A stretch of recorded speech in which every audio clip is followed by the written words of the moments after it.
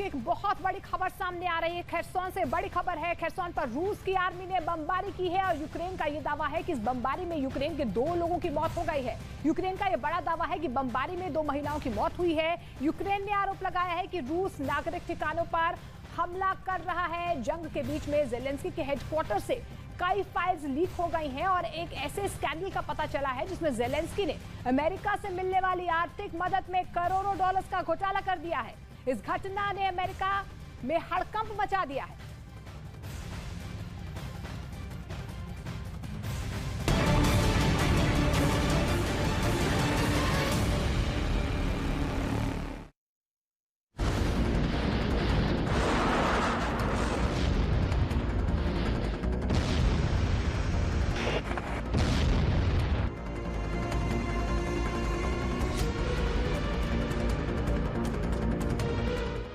जंग के मैदान से एक बहुत बड़ी खबर आई है।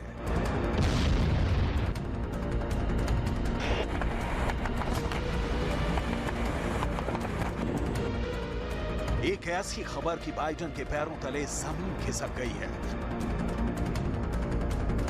कुछ ऐसा हो गया जो नाटो ने कभी सोचा भी नहीं था। इतना बड़ा स्कैंडल कि अमेरिका की खुफिया एजेंसियों के अधिकारियों को कानों कान खबर नहीं लगी।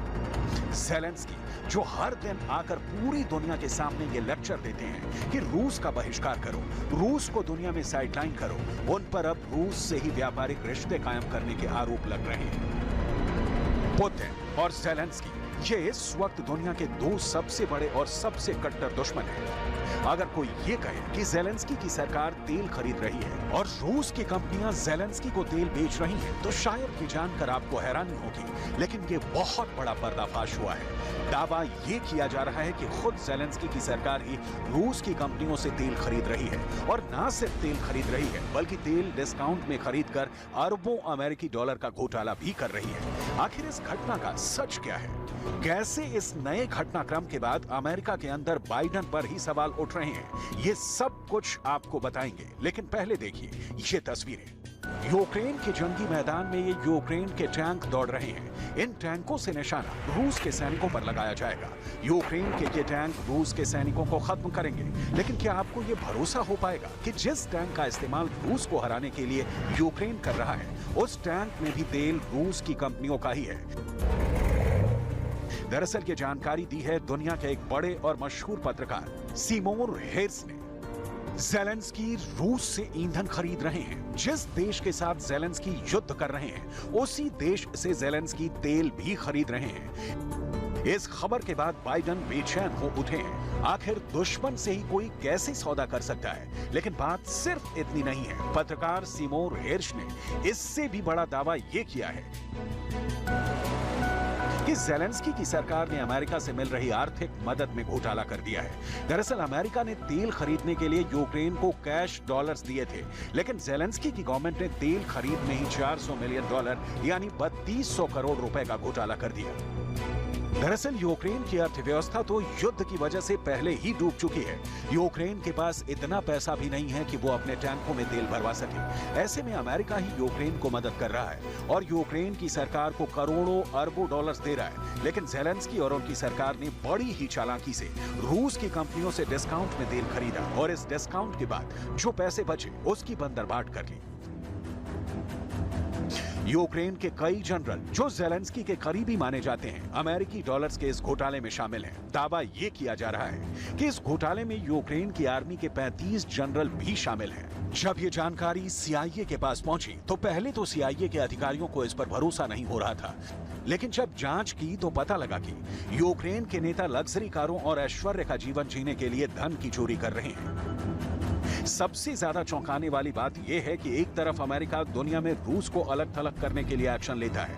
यूरोप के कई देश पूरी दुनिया से ये आह्वान करते हैं कि रूस से तेल ना लिया जाए, लेकिन ज़ेलेंस्की की सरकार खुद ही रूस की कंपनियों से तेल खरीद रही है।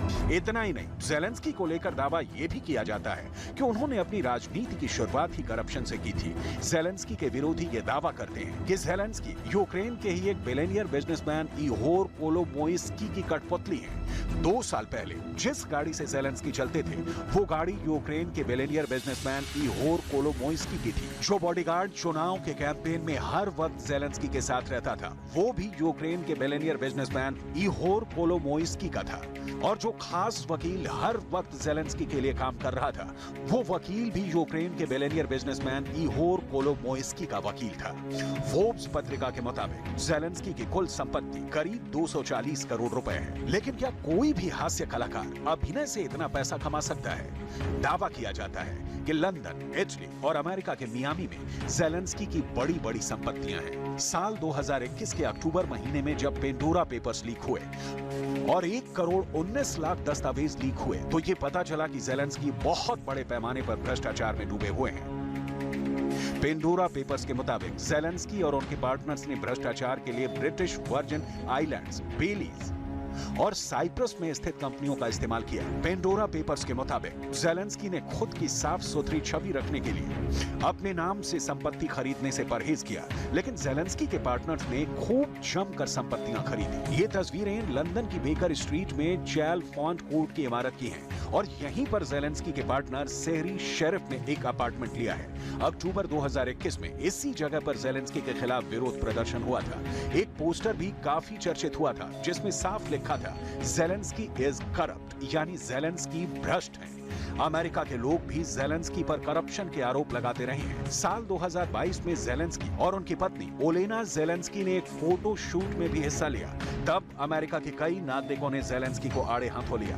अमेरिका के एक नेता लॉरेन बोयबॉर्ड ने ट्वीट किया कि हम अमेरिका के लोग यूक्रेन को $60 बिलियन की सहायता भेजते हैं, लेकिन ज़ेलेंस्की मैगजीन के लिए फोटो शूट कर रहे हैं। ये लोग सोचते हैं कि हम कुछ नहीं, बस शोषण करने वालों का एक झुंड है।